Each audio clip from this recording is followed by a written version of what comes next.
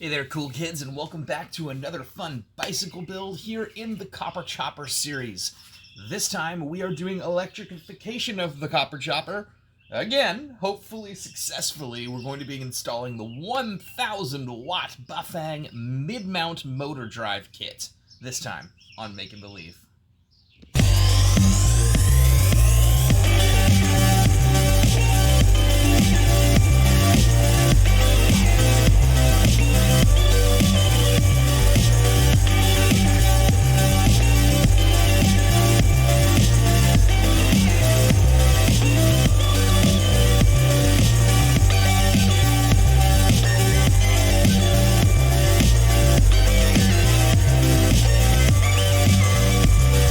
Right, so you may recall in part 2 of this series, I tested out the SmartBikeWheel, which was a really innovative concept. It's a front wheel hub motor, 250 watts of power, where everything is all built into one unit. The batteries, Bluetooth connectivity, a gyroscope, a tachometer, it's all crammed into this front hub wheel motor, and I thought that was actually pretty cool.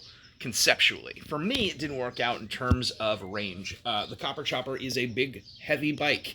It's also set up to pull a big, heavy teardrop trailer full of camping gear. That's what this bike is meant to do. And it's really meant to be more of an electric motorcycle. Well, I'm sure the SmartBikeWheel motor is awesome for some purposes. For me, it didn't give me the range that I wanted as far as distance goes, and it was a little bit underpowered trying to get up the hills. In fact, when I was fully loaded, I couldn't get up hills at all. So we have upgraded to the Bafang 1000 watt mid-motor hub kit, mid-motor mount kit, and I've got it back there on my workshop table, laid out a blanket just to keep things nice and tidy.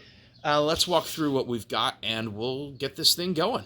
Right, so it did come with some paperwork. There's not a lot here. It's a very thin kit, but in here there are instructions for different models that you can go and scan a QR code to get more instructions on. I'm going to probably be doing that. This is my first time working with the Bafang kits of any sort, so yeah, I'm going to need some instructions as I go. Also, the Copper Chopper is a bit of a weird bike in that the crank is a bit different than others. It's certainly a lot wider, and yeah, I just may run into some unforeseen issues, so I'm expecting that. In box number 1, this actually came in 2 boxes, and I'm not surprised why now that I see how enormous this battery is. Is my battery. This is a 48 volt, 20 amp hour battery, and it is just massive and so heavy. It looks like it's barely going to fit in the location on the bike that I want to put it. It comes with 10 straps, Velcro straps, and these are strap slots to strap it onto your frame. I may be reinforcing it a bit more than that. We shall see once I get it on and start riding. These connectors are going to go from the battery to the controller and the motor. So that's what that is. You've got a button on the side to turn it on. You've got a charge port, which, strangely enough for me, uses a microphone cable. This is a microphone cable. It's a charging device. That's whatever, dude. Yeah, this is the charger. It's very industrial. It's got a charging LED and a power LED. And it came with a couple of extra fuses, which is nice. It also came with these 2 wires, which I'm not entirely sure what they're for, but we'll figure this out together. In box number 2 is the motor itself. If you buy a Bafang mid-motor, you might get one that's a little more narrow than this. I had to buy this one that is a 120 millimeter bracket, because the Copper Chopper, again, is a bit of a weird bike. It's super wide down there at the bottom. Most bikes, I think, in America are 78 millimeters, and in the UK are 60. So this is like double that. This is a 120 millimeter bracket. It's super wide. Next, we've got some pedals. That's awesome. I've got a new sprocket. Mine is a 44 tooth sprocket. Every bike is different, but I'm going to try to use the exact same size gear that was originally on the bike, which was a 44 tooth, so we'll see how that performs. I've got a bunch of gear for installing the crank, including some tools for crank removal, some screws, more wires, some gloves to keep everything clean and tidy, which I thought was pretty cool. They gave us a bunch of zip ties. This is a thumb throttle. And then I've got my controller here. This is such a super tiny little controller. I love this. Isn't this the cutest thing in the world? I think this is awesome. There are options that you can buy. Some of them are bigger than others. Some of them are color. Some of them are monochrome. I just liked this tiny little thing. I'm not trying to take up the real estate on the copper chopper with hardware. I love the clean handlebar look. I'll probably end up removing that phone mount and just having the tablet mount when all is said and done. So yeah, the less the better for me. I'm kind of minimalist on that. It's a rustic sort of chopper. So I love this tiny little controller, and I love that it doesn't take up a lot of room. They also give us 2 e-brake cutout brakes, and I only use 1 brake on the copper chopper right now, so I'm probably going to start with 1. I may add another brake, but look, personally, especially for this bike, I don't like front brakes. I like rear brakes. I like to not flip over my handlebars. Which I've done in the past. It's not fun.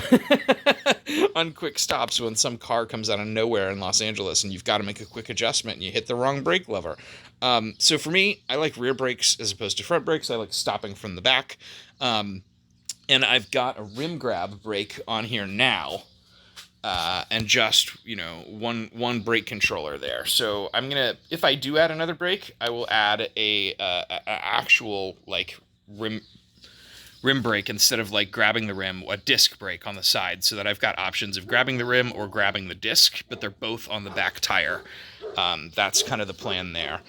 So in the kit, I also got a new headlight, which is controlled and powered by the battery and controlled by the controls. So that's pretty neat. I may end up installing it. I may not. We'll see. And then some more wires in here. This looks like the main wiring harness that will take everything out from the motor to where it needs to go. So that's what we've got. I have, again, never done anything with this Bafang product before, so this is first time for everything, sort of learning experience. I've also never removed a bicycle crank, and as I understand it, the Schwinn Stingray chopper is not the easiest one to get out. So we're going to start there with removing the crank, replacing the motor, and the arms, and yeah, work our way out until we are complete and we can give this baby a test drive. Right, so the first thing I did was remove the chain guard. There are screws, 3 here on the front. There's 1 in the back on this side of the bike, and then on the other side there's a final 5th screw. Once you remove those, the chain guard just slides right out. And next, I'm starting to take apart the crank. We've got one of these guys on each side that were screwed in there. This tool came with the kit. I used this end. You don't need the internal threaded, or the threading on the inside, although I do see threading in there. At this point I haven't needed it yet. I've used just the lug to get onto here, and then I grabbed this part of the tool here with a slip wrench and essentially just worked those screws out. Next it's going to be a matter of just knocking off the pedal on each side. And on that side, I'm going to have to remove the chain because the gear should come off with the pedal, theoretically. All right, that took a bit more force than I thought it would, but sure enough, I knocked both of these off, and the gear did come off with this pedal. So, fantastic so far. Right, so next is removing this outer ring and this inner ring, unscrewing the entire assembly, and pulling the entire crank out. To do that, I'm going to need to use flathead screwdriver to get into these notches, and with a hammer knock that wheel around. Do the same thing, grabbing on that notch, and then probably get my slip wrench back out, grab the whole thing and untwist it. It actually just occurred to me that this tool came with the mid-motor kit, and I believe for your crank, this is probably the one, or this, and to grab on and unlock this. But for me, I have these notches, and like I said, the Schwinn chopper is just, it's a little bit of a different beast when it comes to the crank. So this tool didn't work for me, but the screwdriver seems to be doing the job.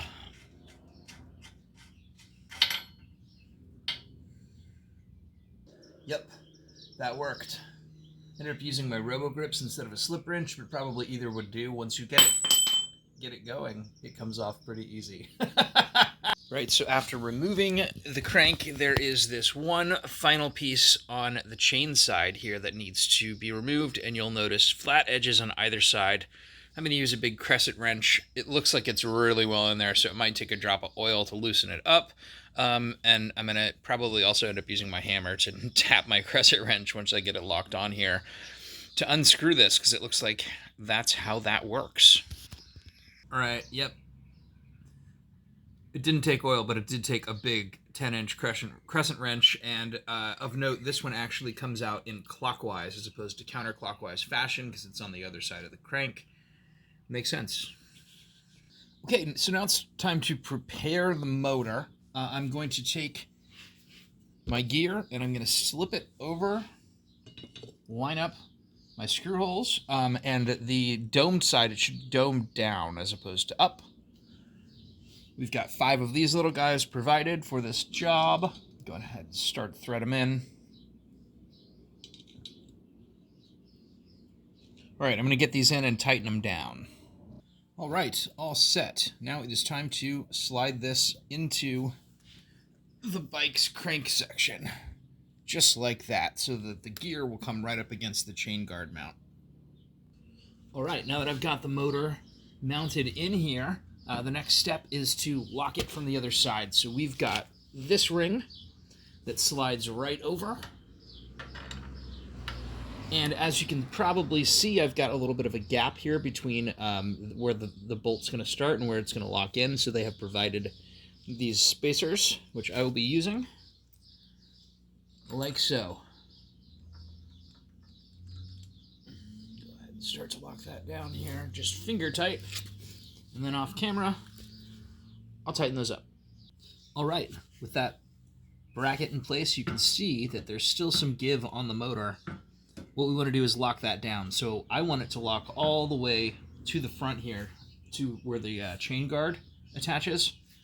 So I'm going to hold it that way, and then I'm going to add this piece to lock it down. And the tool that came with this, here, let me grab it. The tool that came with the kit, this piece right here, will lock that bolt right in place. Let's get it on there.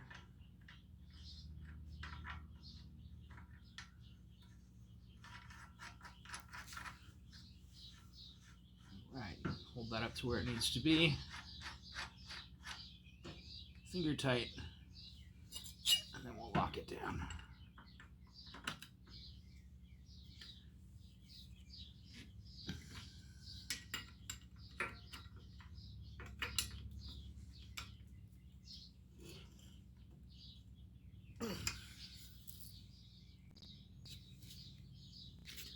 Right. I actually gave this a couple of hits with a hammer just to make sure that this is really securely on there, because this is what's actually holding your motor in place and locking it to the bike frame. You may want to throw some Loctite on underneath it too, honestly. I'm going to try it without first, but if it's a problem, if it presents as a problem, I'll come back and do that. And then finally, you want to put this outer locking ring on, and that is what this toothed piece is for. And you don't need Loctite for this one, and frankly, you really don't need it on there as tight. This is meant to be removable, but it's meant to hold everything in place and prevent that inner ring from slipping. All right.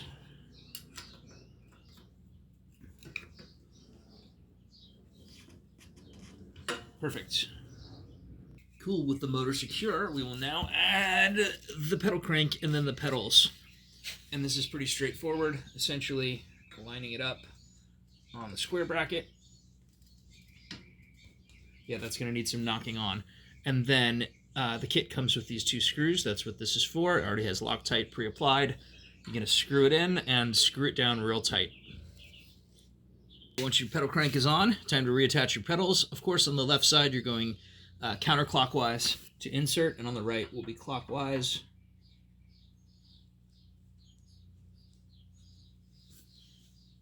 All right, with the motor, the pedal cranks, and the pedals reinstalled, I've slipped the chain back on. It seems to fit really well.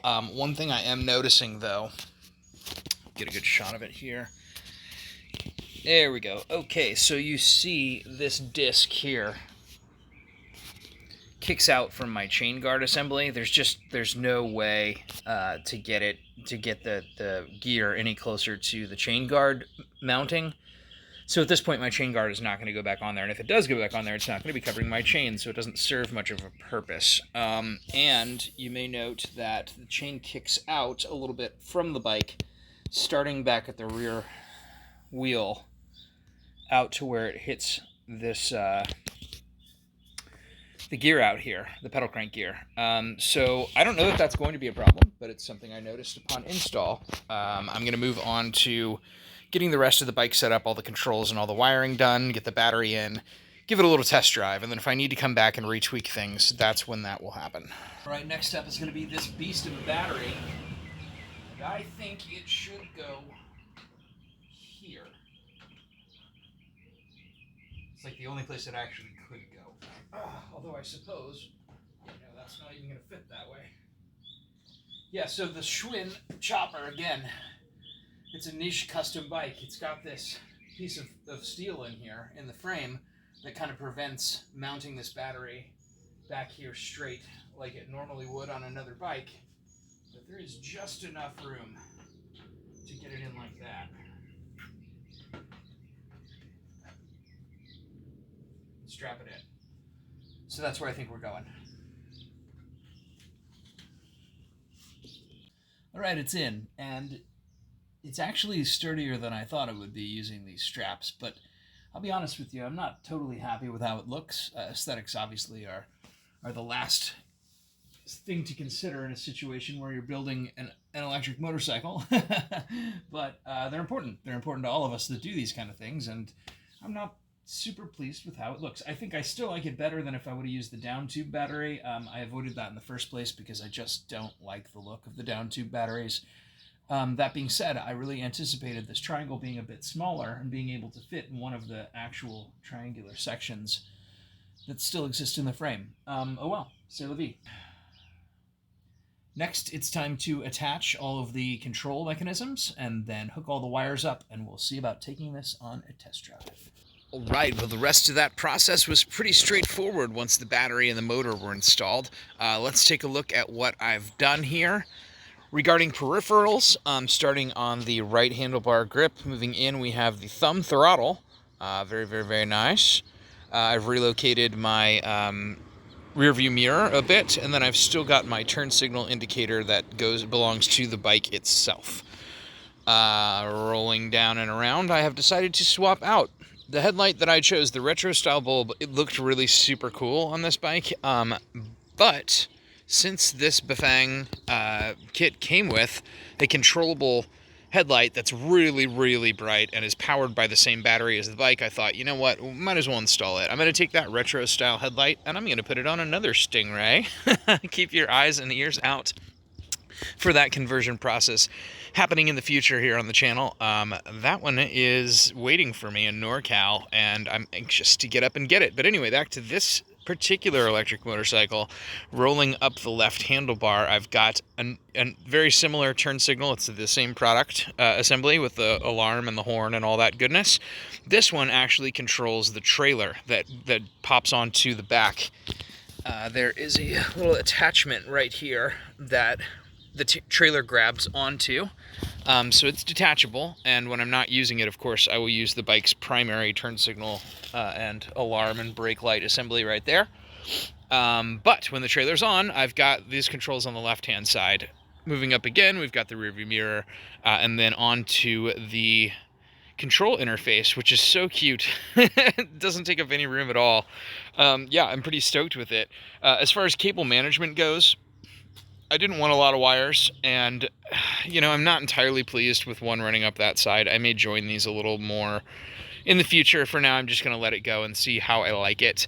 I was able to wrap all of these wires into a braid. This wire jacket I had left over from some 3D printer upgrades that I made a while back. I had just, yards and yards of it left, so I used it to join my wires up here. I may actually take these two together a bit more. I don't know, but it's cool, kind of cool that it all rides off of the brake line. That's pretty neat. I did install the Bafang brake controller so that it has the electric cutout to the motor. When I hit the brakes, I did have to rebalance my brakes a little bit after that surgery, but no big deal. As far as cable management goes, down here is still a little bit of a mess. Everything kind of comes down to this central point where the wires are too long and they wrap around. I'm hesitant to cut these wires and resolder them. I'm capable of doing it, but I'm really just concerned that that might mess the wiring up somehow. I'm not really sure. I need some more guidance on that before I make any maneuvers in that area. But what I really think I'm going to do in the end is probably build some sort of box. So the faux gas tank you'll probably recognize is now missing from this bike because it just doesn't work with the battery. So that'll either have to be redesigned or omitted. And I think in its place, I might actually build a box that goes around the entire frame on both sides that kind of houses the battery inside. Maybe something waterproof would be nice, that still allows me access to the charging port and to the battery display that tells me how much battery power is in the unit. But that's for a future video if I do decide to do that at all. For now, I'm calling the chopper done. This is an electric motorcycle now. I'm ready to take it for a test drive. I took it just around the block once, and on level 2, I was already like in pedal assist mode level 2 out of I think 9.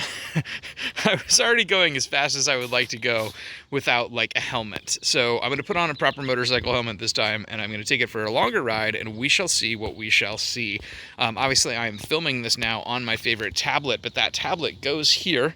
With my dashboard, that'll give me all my displays, my maps, my, etc. Anything I might need while I'm riding. So yeah, I'm going to get that in, and we will see what we shall see. Right, so fast forward about 8 months from the last clip in this video, and life got in the way. I haven't really had time to come back and complete this build vid. I love this motor. I put about 1,200 miles on it so far. It's amazing. The only major upgrade I've made that I haven't covered so far, I think, in any of the videos to the bike beyond the motor is this amazing headlight. Super bright, has its own batteries that are rechargeable with USB. I'll drop a link to that in the description below in case you're interested in checking it out. But I really recommend this Bafang 1000 watt motor kit. It was super easy to install, all things considered, and it has really served me well. Getting ready to go on my first bike packing trip with this ride. I'm very excited about it. I'm going to try to go all the way out to Santa Barbara from here in LA. It's about 85 to 90 miles. I will try to post a video of that when it happens. Yeah, I hope you've enjoyed this build, and I will see you next time on Make and Believe.